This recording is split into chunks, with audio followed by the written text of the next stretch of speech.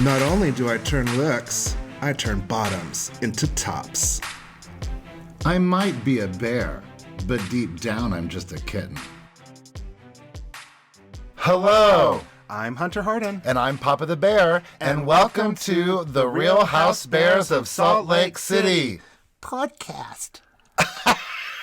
I was trying to be like Baby New Year. I was trying to sound babyish. It didn't work very well, did it? It worked for me. It made me... Again, I just never know what to... I certainly didn't expect that. I have to do it differently every single time. Well, I do expect that it's going to be different, but I sure didn't expect it. It's hard to do a baby's voice. It is. Well, Happy New Year, Baby New Year. Yes, it's a new year. It's 2021. 2020 is in our past, but we're still seeing a lot of the effects left over from 2020, aka COVID. But I'm ready to move on. You know, vaccines are coming out. I'm going to continue to be safe. I'm going to continue to be responsible. And I'm going to continue to look forward. Not backwards. No. I look forward. Unless someone's following you. You got to look backwards. Yeah, maybe. But I look forward to all the possibilities in 2021, provided that things go in a positive direction. I know. I mean, 2020 was supposed to be a big year for me.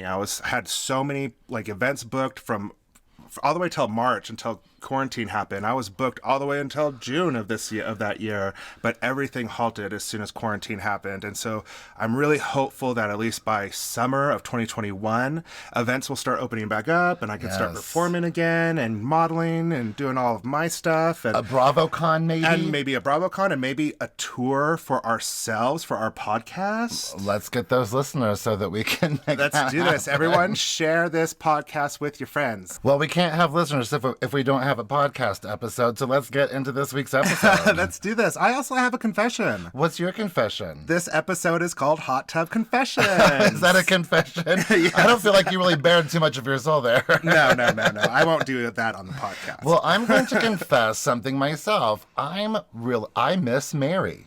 Mary was not in this episode except for just a very clip in the beginning. Yeah. I was kind of missing her too, to be honest with you. Yeah, I miss Mary.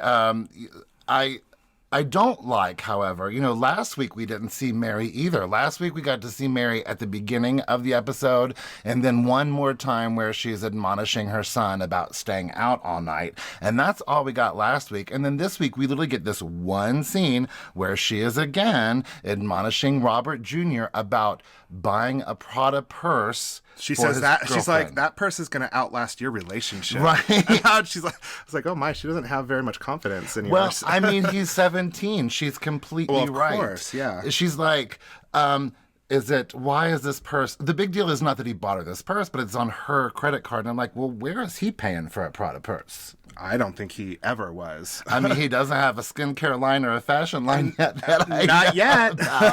She's like, but again, last week, she just barely said a word about him staying out all night and contacting her. And then this week, she's just like, Robert, don't do that.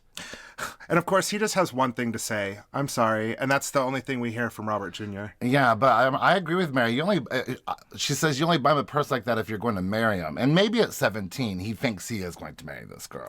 Well, everybody at that age, everybody thinks it's going to be their true love. But it's really probably mostly for bragging rights. Look at how much money I spent on this, how much money I got. It's easy for him to spend his mom's money. Yeah, especially if there's no repercussions from it. But you did mention skincare line. Yeah. I did do some research on Jack and Henry's skincare line. It's not actually a skincare line.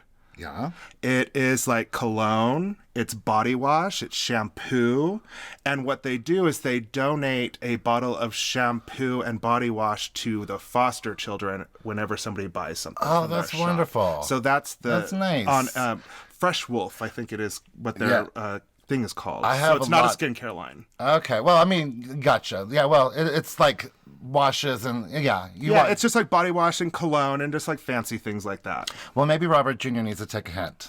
Well, we're gonna have to get some of this Fresh Wolf product and do a video with it. Yeah, we will have to do that. I love that. Next we get to go to my favorite restaurant in all of Salt Lake City. Oh my gosh, he loves this restaurant so much. So Whitney and Justin are on a date at Whiskey Street. Now, if you've listened to the first 7 episodes episodes of our podcast, you know that I am a whiskey/bourbon drinker. My favorite is Maker's Mark. I'm a Kentucky boy growing up.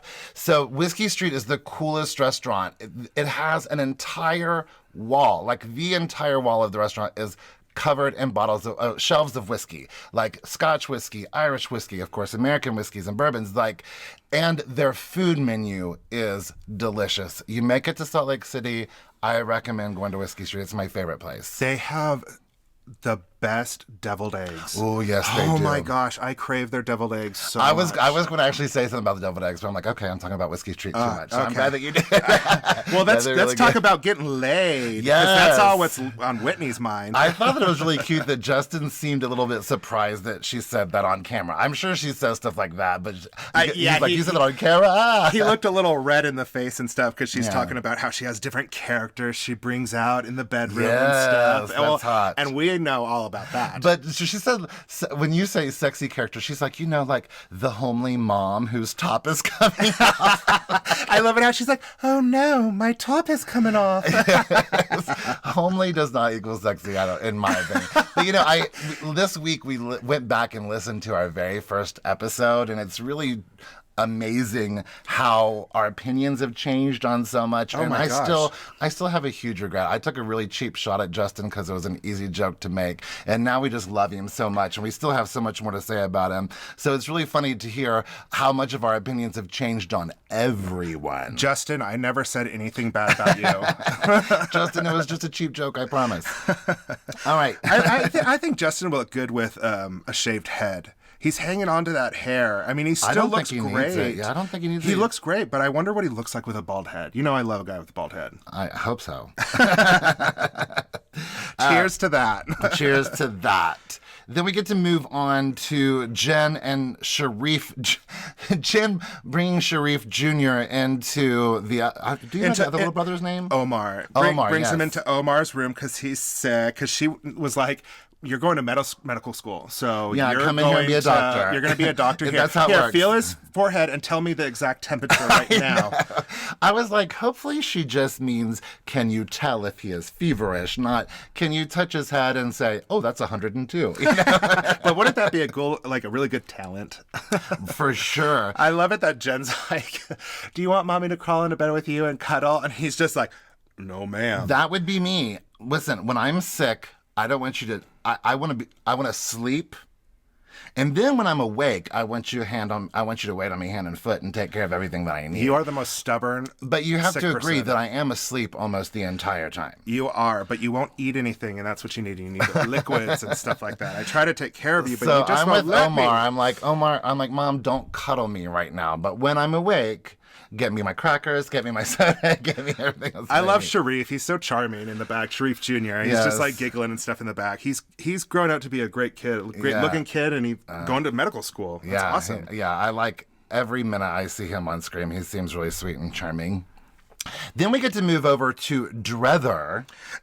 That is Dre and Heather from Beauty Lab and Laser. Yeah, so if you've heard, I listened to to Heather Gay's podcast as well, and her and her business owner Dre, they call themselves Drether, which I think is really cute. This is their second location, right? That they're building. Well, I don't know if they're going to have two locations or if they're just moving into a larger space. I don't know. I think it might be their second spot. I guess we should have done our homework before we recorded. Well, we need to go to one before she's separated between two different shops. Yeah. We find out that the Beauty Lab and Laser is such a big deal to her because she's always wanted to be a contributor to society. She's always wanted to explore her hobbies. She's always wanted to, be a boss-ass bitch. And her husband was not really supportive of anything that she tried before because it wasn't making the money that it should. Yeah, because they had limitless money, is what she says. I was like, oh, I want limitless money. Endless money. Ugh. I even put ugh, if only. Well, you can accomplish anything, Heather. We believe in you. Well, Beauty Lab is her validation. She's got it. Killing it. It looks like she's killing the game. Yeah, I'm very happy for her success. So a lot of like kind of shorter scenes, because even this beauty lab and laser scene was pretty short. But then we start to really get into the meat of this episode. And we head up to Park City. Yes, at Meredith Marks' boutique, where Brooks calls right at the beginning. Talking to McCrabby Pants McBrooks. That's like offensive. You know, I think we've exhausted everything that there is to say about Brooks. But it really annoyed me. You know, we'll talk about Seth coming in the call, but when Seth calls and his first words are, "Thanks for missing my show." I'm not saying anything. I know. We have really exhausted all of that, but that was just another crappy Brooks moment. I'm feeling really uncomfortable. What I want to talk about is when they do the cutscene when they're talking to Jen on the phone. Stuart Stuart feeding her a grape at a time. That is savage. I love that. I love it so much. I love, even Meredith comments on how cute their relationship is, and I think it's really cute too. It looks like it's a little bit of like best friend, a little bit of employer-employee, a little bit of brother and sister, father and daughter probably at times. Pretty much, yeah. Because it seems like Stuart has a very like calm head on his shoulders. Yeah, listen. I think he calms Jen down when he Hopefully needs to. Jen's sharing her medication with him every day. I'd say that you would need that to put up with to follow all the different ways that she goes. You know? So this scene between Seth and Meredith was beautiful to me. Like, well, first I want to say I feel like Meredith should have taken some responsibility for Seth not being there so that Brooks wasn't just attacking the father. I felt like she kind of needed to stick up for Stuart. Or I mean, not Stuart. Stick up for Seth. Seth, thank you. I agree. I did write that down. Now, in the last few episodes, I feel like she did recognize her fault in this situation. But here in front of Seth, she's like, "You need to apologize to him." And I'm like, "No, Meredith, you need to apologize together." Yeah, you guys need to do it together pretty much because I felt like it was thrown all on Seth's shoulders when it wasn't thrown on Seth's shoulders. But Seth reminds her why he wasn't there. He doesn't take it. No, he's like, "Let no. me remind you why I wasn't here." And apparently, this was the biggest breakup that they've had. They've had previous breakups prior to this, but they've always been like in contact with each other, talking to each other. This is the first time during a separation that they were not in contact with each other at all. So it looks like it did really good for their relationship because when Seth comes back, he just says, I don't want to live a life without you. I mean, he made me cry. it. He said all the right things. He's like, if you're willing to put in the work, I'll put in 10 times more work to catch up on the work that you've already put in. That was nice that he acknowledged, like, you've been putting in the work and I haven't. I get that. Yeah, and he just wants her to give him a chance to catch up to her, like, growth emotionally. Yeah. But he cannot stand being without her. And him saying that made me like... It made me tear up. Because it's so sad. You could tell he does not want to be away from his wife. And Meredith definitely realized, this is not just affecting me, it's affecting my children. And this is the first time that I watched it affect our children. Yeah. Well, after he said his thing, I was like, that was so sweet. And at first when Meredith started responding, I was like, is she not being receptive to that? It scared me first, too. I was like, what is she? And I do have to admit, the first time we watched this, I didn't hear a word he said because I was so distracted by Meredith's face. She's so beautiful. And when he's saying all these wonderful things to her, she just has this look on her face that's of peace and joy. And she looks so gorgeous that the first time I watched it, I just stared at her face. I was like, oh, what did I just miss?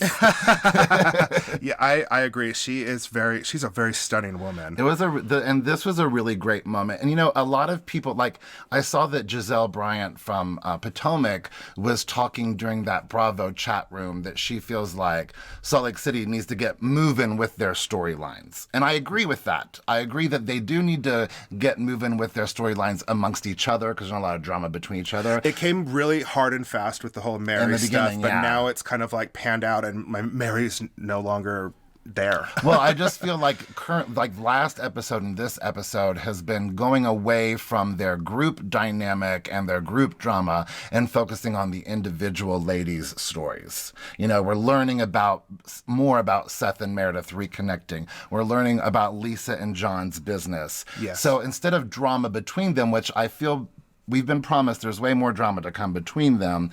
This episode and last episode was more about just understanding more of the women's personal stories. Absolutely. And I also brought up towards the end of the show, the husbands are here. I haven't seen a show where the husbands are involved so much in the first season. In the first season, for sure. Yeah, I mean, in later seasons, the husbands get more involved. But this first season, there's been multiple episodes where all the husbands are involved. Well, I really like all of the husbands in this cast, so me too. I'm thrilled for it. Seth likes to call things 2.0. I noticed that. He coined Mormon 2.0, and now he's coining the 2.0 version of their relationship. Yes. I was like, that was cute for a minute, Seth. Well, luckily, we have heard on other shows and podcasts that Meredith and Seth are doing great today. Yeah. They said that the show and COVID saved their marriage. So that is really good to hear. I'm excited about it. I don't ever want to hear about people breaking up and being miserable. That sucks. Right. And then we'll talk more about that coming up in the episode. Let's move on to now Lisa and John meeting for dinner. They are eating without their children, sitting down to eat without their children. Yeah, a lot of this conversation has to do, are we neglecting our children? And I'm like, this is like the first time I've seen them sit down and eat at a dinner table and they're not with their children. The last few episodes have really shown me, I know I just said boss ass bitch a second ago, but Lisa truly is a boss ass bitch. A friend of mine. You can't deny that. She is. Shout out to my friend Tyler.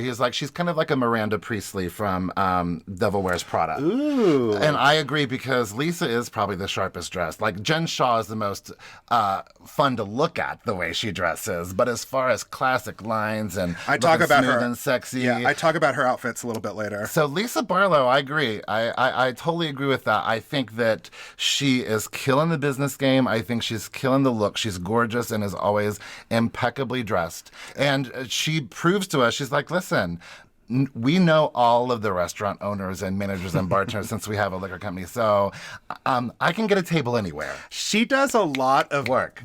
Of backdoor bragging. Yeah, I mean, talk about a name dropper. I'm totally into it. I'm totally into it. I love her. Again, after listening to the first episode, I was kind of on the fence with her, but I'm like, no, this, there's room to grow for everyone, but this bitch knows how to take business on. But she just doesn't know who's watching their kids right now. Well, she's like, is Jack watching Henry?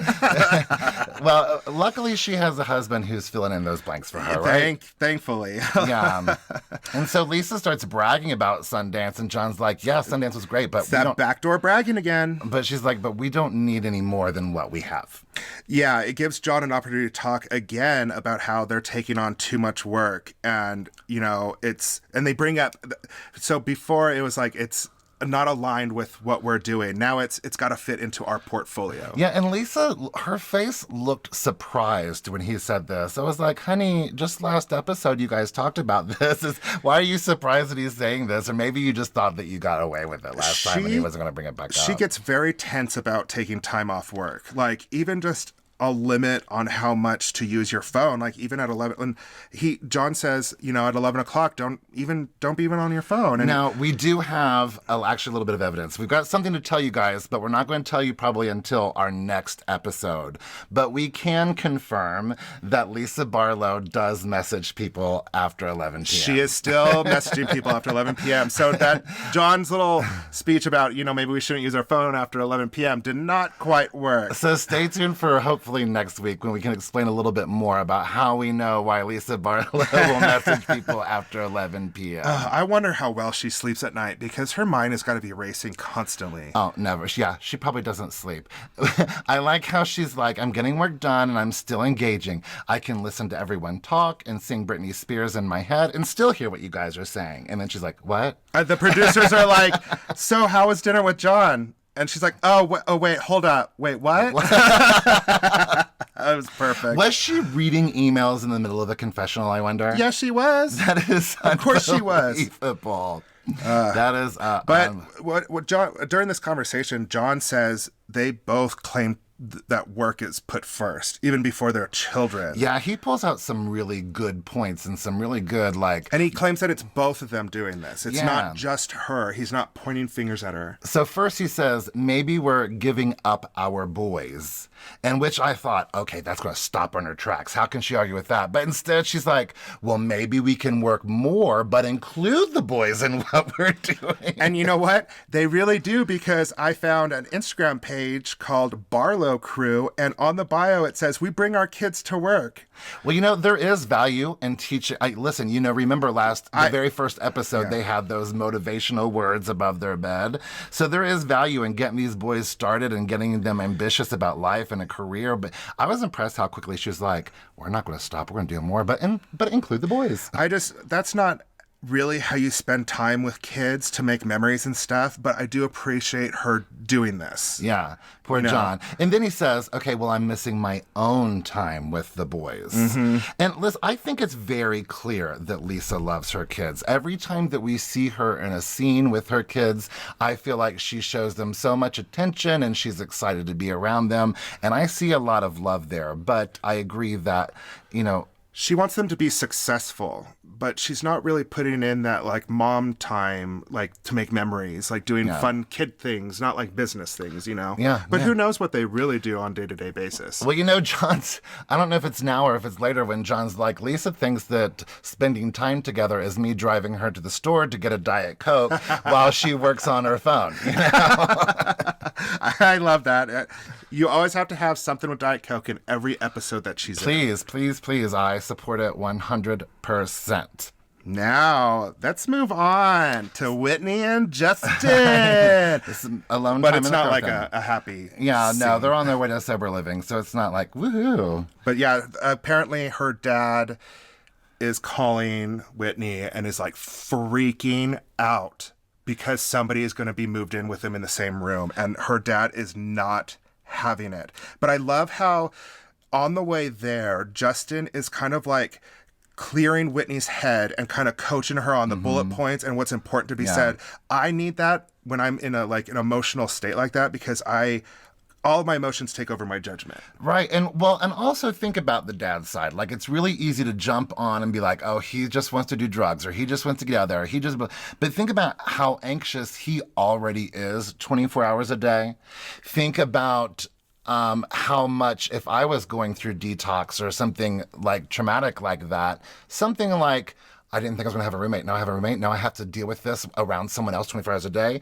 I had a little bit of... I know that he's trying to get out. I know that he's trying to cut corners. I know that on his sobriety. I get all that. But I also related to how he was feeling. I don't know a whole bunch about like sober living and like the sobriety process, but from other things like this, I think that them bringing in roommates is so you can kind of be a role model to that person or vice versa. For sure. Or also have some accountability. And, having a friend that's going through the exact same stuff that you're going through, that's kind of why they put roommates together. Oh, no, I totally get it. I totally 100% understand it. I was just saying, I also understand where he's coming from and the panic.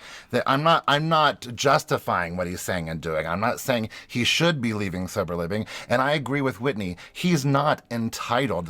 I love that word. Mm-hmm. He's not entitled to a single room. He's not entitled to all of these things. I agree wholeheartedly. But I'm just saying it's really easy to just jump on her dad and be like, well, meow. When think about it, if you were in his shoes, how anxious you would probably feel about something like that. Well, yeah, but I would also know that I would need to put in the work and show everybody like I can do this. And he left treatment early before and realized that he needed more help. But during those 2 months or whatever that he was out of sober living, I don't know if he was working or doing anything in between that time. So once he gets into like the stress of working and stuff, we talked about that last week. We talked about success is not guaranteed. No. Again, I'm not on his side as far as he's making the right decisions. I'm just have compassion and empathy for what he's going through. I also feel like Whitney's dad can rely on his daughter financially, so that's easier for him to move on. Yeah, so Whitney and Justin and her dad, Steve. Well, let's first of all talk about how good Justin looks walking into the sober living. I didn't want to say anything because I don't want to put too much. It's really sweet because he's being comforting and encouraging to Whitney, but he also looks really good from behind. That's all I want to say. Oh my gosh. Well, anyways, Whitney, Justin, and her dad, Steve, sit down with Steve's therapist, and her dad is looking like Parappa the Rapper. Elsie is the counselor. Parappa, did you say? Parappa. Have you ever heard of Parappa the Rapper? I have never heard that. It was in a my life. cartoon. It was like a cartoon video game where this guy like did a lot of beats and rapped and stuff, but he has a beanie on and it's not on all the way, and so that's what her dad looks like so much. But and also he really just needs to change his style and dress more, not his age, but more appropriate, I guess. He's not Colin Farrell in the early 2000s. I'm sorry, honey. I do feel like he was making a little bit of a passive-aggressive comment at the very beginning when Elsie is like, look, we're going to the family room. And I've he's never like, been in oh, I here. finally get to use the family room because my family is here. And I was like they haven't been doing plenty. It's probably been, 2 weeks? I know, right? Yeah. So they talk about Steve and his treatment. He basically refuses to have a roommate, of course. But it seems like they're not going to now because he was talking in the past tense. So it seems like it's already fixed and he's not even getting a roommate. Because everything he says, they were going to put somebody in my room. I don't. Well, think then it wouldn't be a problem in this. I know. I was like, why are they? I think you might have heard it wrong. I think the big conversation is just really about him wanting to get out. Well, yeah, of course. He thinks that he could easily get his business back up and running and already be back on track, but only with his daughter's money and help, of course. Yeah. And I hate to say it, but I think he's going to relapse because he is not ready to go back out into the world. I could see it already. Well, according to Whitney's current social media, she is unable to locate him, and he is not. Yes, so she did a live Instagram video, and somebody asked her the question of like, how are you and her dad? And she said, unfortunately, they have not been in contact. She doesn't know where he is. So that's very upsetting. Yeah.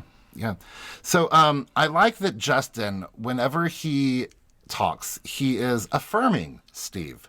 Like he's like, yes, he doesn't want him to feel like he's being ganged up on. So Justin is like, yeah, Steve, I understand what you're saying. He like reiterates some of the things that he's saying and like, so lets him know like, you're not completely alone here. I'm on your side as far as I can be on your side. Yeah. Well, you find out that Whitney said that her dad made a list of her life things that he has paid for, all like everything you could think of to guilt her into paying for his rehab. And that I hated hearing that. That was so It made my unnerving. stomach drop. That was disgusting. Yeah, it was not. Here are all the things that I did for you as your dad because I cared for you and I could. Now pay me back. Yeah, it's disgusting and it's sad. And you know what? But again, he is an addict. He's recovering. His mind is not right now. For sure. But Whitney is putting her foot down. She's like, you can't live with us. I'm not giving you my money. You should stay here, come up with a plan, start things rolling. And then when you get out, you'll already have income. You'll already have somewhere to go. So when Whitney is saying all this, Whitney is kind of saying, it's hard for me to like take care of you. It's like a lot of stress on me. And that therapist says, rescuing him. Did you see the daggers that her dad stared at the therapist for agreeing with Whitney? I did not catch that. Oh my gosh. If you go back and look at that one part and she's saying Whitney's saying these things and like, I can't save you and I can't do all this, blah, blah, blah. And the therapist says rescuing him and he stares over at her and he does not look away for a couple seconds, but he's like, it looks like he's going to murder her. I'm very scared for that therapist. Has anybody heard getting yelled from that at after therapist? they leave. As soon as they leave. I mean, because her dad's face during this entire thing was very scary to me. I don't know why. He just looked pissed the entire time. I just saw how anxious he was. He's anxious about this conversation. He's anxious to get out of sober living. He's probably anxious to, I didn't like use this scene. again. It wasn't comfortable. It wasn't comfortable at all. I'm glad Whitney was just being completely honest about everything. And, I agree with her. There's something about being required to do something versus doing something out of the goodness of your own heart. I will help someone I love any chance I can, in any way that I can. But if they give you a list saying, well, you need to give me more because this is what I did for you last year. When it's expected, when it's expected of me, that makes me not want to do it, you know? Her dad says that nobody wants to be more self-reliant than himself. Well, I think he needs to show that. He needs to get a job. He needs to start doing things on his own. Stop asking your daughter to make it happen. Well, I think he thought by saying that it would prove to her that he is willing and he's ready to go. And she's I don't like, think no, Whitney's falling you gotta for it. stay here and do it. Stay here and do it. You're going to stay here while we take a commercial real quick. Yes, we are. Stay right there. Yeah. We'll take a commercial and we'll be right back. Bye.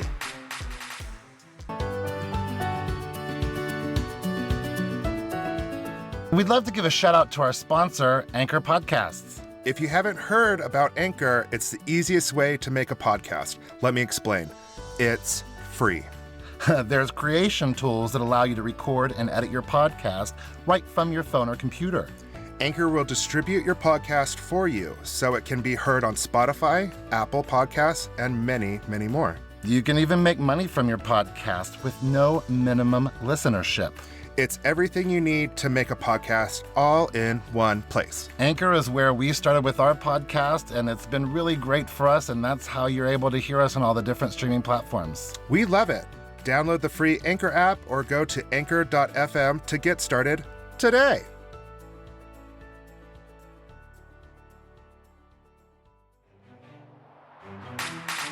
And welcome back. Here we go with the ladies at the snowmobile shop. At the Lofty Peaks Adventures. So we're seeing some similar outfits from the last ski weekend, but on different people.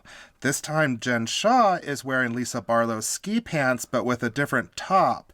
But it's all Rosignol. What is that? Rosignol. Oh, It's the Rosignol brand. There you go. And this time, Lisa is wearing the same outfit, but this time it's in black and silver instead of white and silver. And then with that cute little added rainbow vest, add a little fun side of fashion. I loved that. It looked so retro. And Lisa said they got her own snowmobile when she was 4 or 5. Can you drive a snowmobile that young? Well, obviously they couldn't because they said they were driving all crazily. Oh my gosh, that was insane. But that was just another backdoor brag. I love Lisa. I love her so much. And then they have to drive 21 miles up the mountain to go snowmobiling. 21 miles? That's got to be so much fun, though. I love snowmobiling. Well, yeah, and especially with a fun group of people. And like right away, Jen Shah is being the perfect housewife and is already being shady about Seth missing Brooke's fashion show, but coming to the snowmobiles with Meredith. And then she goes on to say that Meredith just keeps pretending to have a perfect marriage. You know, there is a lot of talk amongst the ladies this episode about Meredith and Seth's relationship. But if you've listened to any of her other interviews recently, she regrets not being more open about the relationship. I think she was afraid things wouldn't go the way she hoped and she didn't want to be embarrassed, or maybe she's just learning to be a housewife and open up about everything going on. But she's just leaving everyone open to just, guess and talk about what's going on. Yeah, her not sharing anything, you could see right here, everyone's making up their own stories about it. But, Meredith does not pretend she has a perfect life. I just think she compartmentalizes everything too much. Yeah, I relate. She doesn't, she's not open about a lot of things yet. I think if there's a next season, which I hope there is, I think we'll see Meredith be a lot more open after just what I've heard in a lot of her interviews and stuff lately. So everyone is in couples except for Heather Gay. And when they start off, did you notice that all of the men are driving except Lisa? I didn't notice that, but I did know Lisa was driving. I do see they all took turns at one point. Yeah, they do. But I you do see that she started at the hands at the helm. That first. is so telling. That is so telling. and then Whitney and Justin tip over. Yeah, and Lisa turns around to her husband, and it's like, it's too hard with the weight on the back. And you know what's funny about that is, we just got married. We just went to Cabo San Lucas, and we went jet skiing, and we did a 2-man jet ski. Well, apparently, just like snowmobiling, having 2 people on a jet ski or a snowmobile is really hard to stay upright. We tipped over so many times. Especially a big old bear. And I turned around at you at one point, and I was like, it's too hard with the weight on the back. Well, maybe you just need to be a single cool rider. I want to be a cool rider. But when I did kick you off the jet ski and I went off by myself, do you know what song I was singing? What? My milkshake brings all the boys to the yacht. You know that song? Yeah, I do know that. And then you had a team of ski jets following you behind. Oh, yeah, totally. Listen, Heather Gay singing Cool Writer is my favorite moment maybe in Housewives history. Grease 2 is one of my favorite movies, is one of my top probably 3 favorite movies ever. I've sang Cool Writer at the top of a ladder many a times in my life. So just another moment when Heather Gay is my spirit animal. Let's go have some meatballs and sing Grease 2, sister. And then get some Botox. Yes. I do like that this is the one episode when they're not showing Heather Gay constantly talking about being divorced, constantly talking about her past, and she's just having fun. I mean, edited that way. I'm not saying that she does that all season long, but they edit that in a lot. And so it's nice that they've just kind of left that out, and we get to enjoy her snowmobiling and just having a really good time. Well, now they all stop snowmobiling to go sit by the fire in the snow. Yes, it's really sweet to see Meredith and Seth kind of rekindling their romance, even though everyone's very suspicious of it.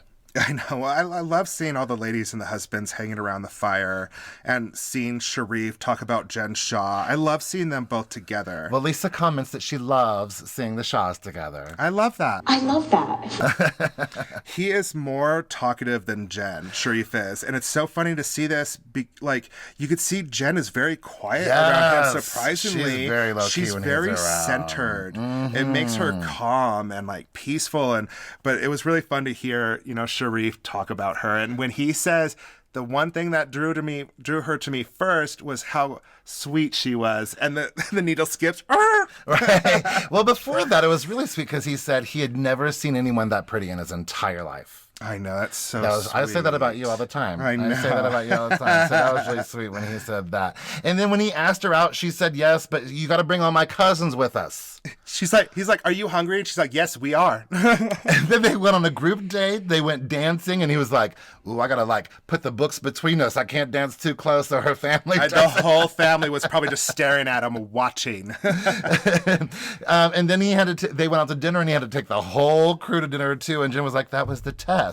I love that. What a upstanding guy to be able to handle all that pressure. And that was so long ago. He was even in college. Who knows that he even had the money for that back at the time? They met when they were in college. Oh my gosh, that's crazy. I like when Lisa Barlow describes Sharif and Jen Shah. He says, he's smooth, and she's like, wow. Yeah.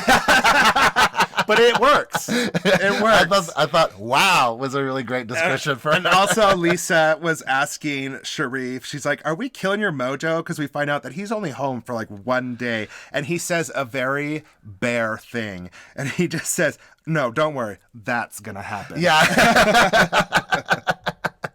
Back to when you said that Sharif loved how sweet Jen Shah was. I love that then the editors put in a whole montage of Jen being horrible. Yeah, all the cut clips to Jen freaking out. And there was a lot of them already. Yeah, but that was a really nice scene, everyone. I like that also Heather Gay was in between Jen Shah and Sharif. That way she gets attention from her friends on both sides, Yeah, and you could see Sharif grabs her at one point. He's very playful with them. I just really loved this scene. It was a very wholesome, fun moment. Yeah, and then to finish up the scene, Whitney pulls Heather aside, and she's tells what Jen has been saying about Meredith and Seth, and Heather is not interested.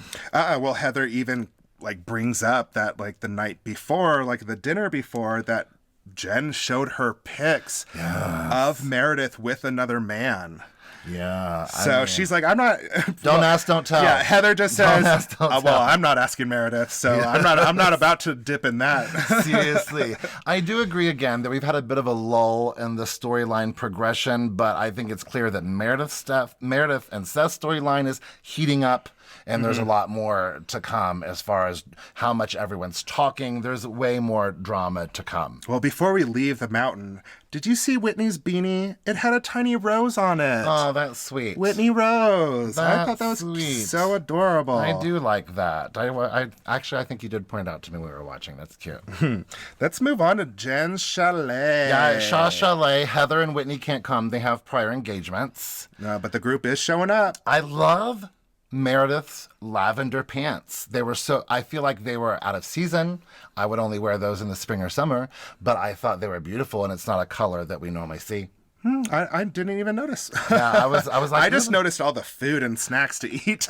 Did you notice that it looks like Lisa is actually dressed in like sweatpants?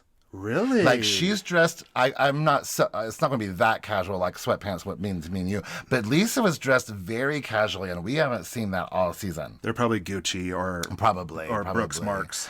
Sharif is a great host. He offers beverages and says like, "Listen, I'm not Mormon. I'm not Muslim. Give me a liquor drink." I need the liquor. And then the gentlemen go through and compare Mormons versus Muslims. But you know, I felt, and we talked about this several weeks ago, all the things they brought up are brought up in a lot of religions. Don't smoke, don't drink, don't have sex before marriage. You can say that with Christianity. You can say that with Muslim. You can say that with Mormon. You can say it with all of them. So I feel like, you know, kind of... But Muslims and Mormons can have multiple wives. Yes, and Sharif has 45 of them because one Jen Shah equals 45 wives. I loved how Jen Shaw and the ladies are in their completely different area of the room and they're having conversations, but Jen hears that Sharif was like, oh, yeah, we could do that. She's like, no, sir.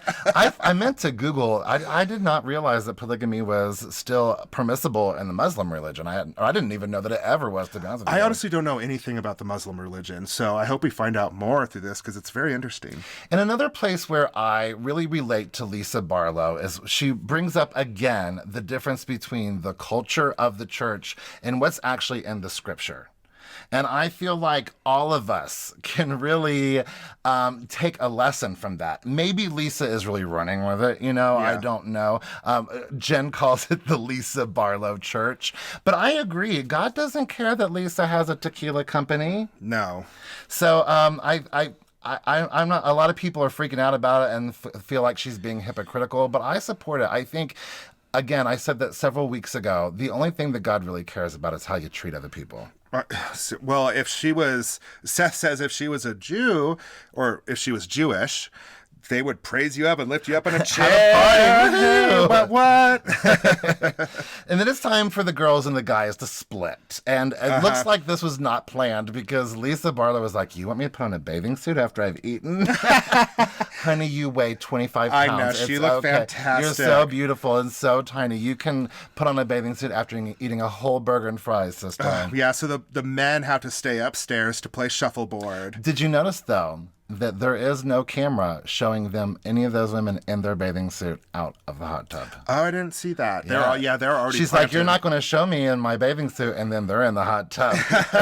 I would be upset if I was one of the husbands there and I had to go play shuffleboard instead of sit in the hot tub with the ladies. I want to sit in the hot tub. I'd be like, Sharif, don't you have 2 hot tubs? Yeah, I'd be like, Sharif, You guys, look how big this house is. Certainly got another. Maybe you at least have a garden tub we can get in together. I mean, I bet Sharif looks amazing without his shirt on. Oh, well, you've seen pictures of Seth with his shirt on, haven't you? Yeah, Seth looks Seth's great. got Good job, Seth. All those men are great looking. All those men have great bodies. They're Where's all great Justin? looking. Yeah, why wasn't we need Justin there?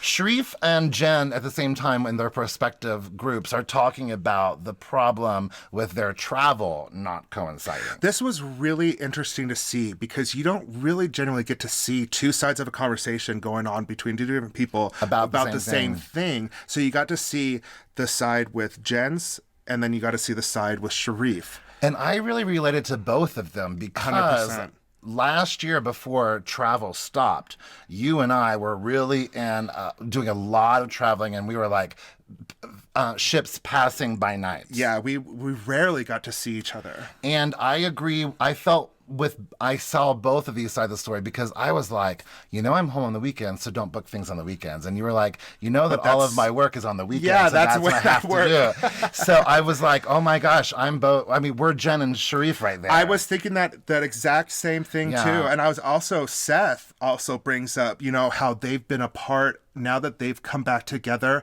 It's like they're meeting for the first time again, and it's hot and heavy, and it's passionate and stuff. And I 100% agree with that.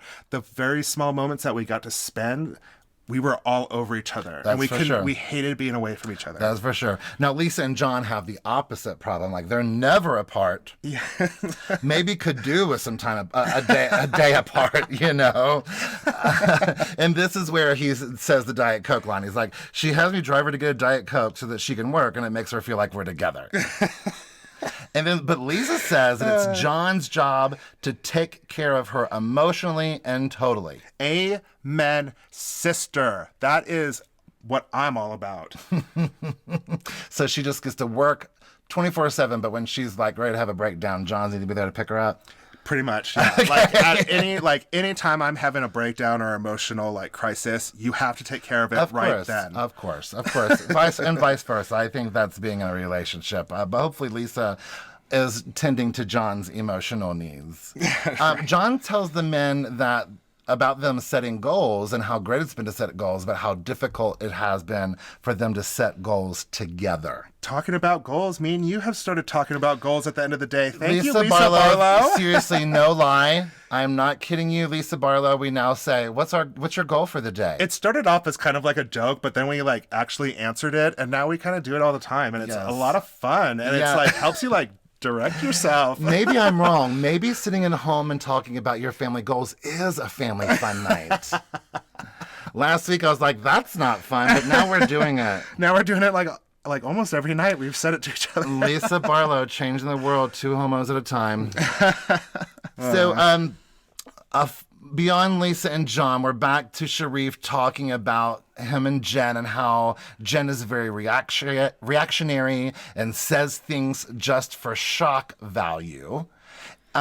So when he said that, I was like, okay, so maybe she's not always quiet around him. Maybe she's not always respectful around him. Maybe she talks to him the same way that she talks to some of the other ladies. Well, especially when she has a breakdown and flips out. Yeah. If Coach says you got to fight for your marriage. 100% you do. I mean, Well, it shouldn't have to be a fight for your marriage, but it takes energy, it takes work, it takes commitment. Especially when times are tough. You know, we have a pretty easy relationship, and we're really lucky about that. But we've been through some tough times, and that's why we've been together for so long that we've worked. We grew through all those things. Yes, yeah, for sure. Seth is growing from being with an alpha entrepreneurial woman. Now, I liked how he said that. That's 100% true. Well, exactly. They're all business. I mean, Lisa, Jen, Meredith, Whitney. Lisa, for all sure. owning their own businesses. Mary leading a church. You kind of forget about Mary this episode. I know. And even in one spot in my conversations, I said, where's Mary? She literally only got that one scene. At the very, and then last week, like I said, I think she got like 5 or 10 minutes total. It's Mary, you okay, girl? Well, next week, scenes for next week, she comes back and rightfully so upset that she's not invited to anything. But you can really see that Seth and Meredith are feeling the love again. That's really sweet. And then Lisa prods, would you die if he was with somebody else? Well, she, of course, gives that kind of blasé kind of response, like, yeah, it would, but, not really. Yeah. So that kind of makes me worried that this rumor that she was with another man is true because she's already with somebody else and she doesn't really care because she's not alone. I wouldn't doubt that, but I also feel like she's just not ready to spill the tea because she's not feeling secure about their future. Yeah. She doesn't want to say, oh, Seth and I are great. We've decided to rekindle our relationship and make it work. And then what if it doesn't again in 2 weeks? Mm-hmm. So I relate to Meredith. I'm kind of that way. I wonder if Meredith's also a Scorpio. I got to find out when her birthday is. But again, she's got to put her both feet in the water. Yeah. Well, it's really been to her detriment this whole season and not being more forthright with the ladies about what's going on because, again, if you give someone room to talk, they're going to talk. Yeah, 100%. And like Meredith assures the ladies that their relationship is moving forward and they're happy, and Jen Shah is not having it. She's like, I opened up because I want her to spill the tea. Right, yeah. I wrote the same thing. I said, Jen isn't buying much of anything she says. No. But that's what makes Jen Shah a great housewife. I mean, she's just killing it as a housewife. She has given us everything that we need from a housewife series. Yeah, so I agree with the fan base that a lot of momentum isn't happening right now with as far as drama and tension and storylines are concerned. But we had a really hard and fast start to the season, and now we're just getting to know the ladies and their own personal dramas in their own circles, and their husbands. Yeah, and getting to know them. So I think it's quite valuable, and it looks like next week we'll get back into hurting people's feelings and making feel people bad about themselves. The next episode looks intense. Yes, and if it has the one ones where they're in the salt bathtubs. I'm not looking forward to that episode. In the natural hot springs? Yes, there you go. There you go.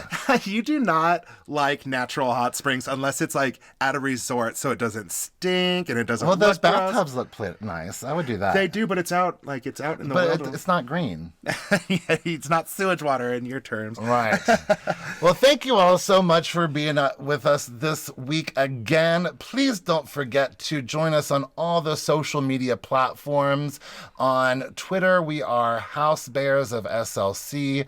On Instagram and Facebook, we are The Real Housebears of SLC. And you can email us at therealhousebearsofslc@gmail.com. And you could also find us on YouTube. You could go see some of the videos and also listen to our podcast that we were on. Please click and subscribe and also hit the little bell to get notified. And if you are on iTunes podcast, please give us a listen on there and please leave us a 5-star and a little review. We really rely on those reviews and it'd be much appreciative. And also, it's a new year, baby. I know it's cliche to start new goals and change your life, but it's never too late to start something new. So go out there and make some goals and make this year happen. Thanks so much, everybody. Have a great week. We'll see you next week. Bye. Okay, love you. Bye.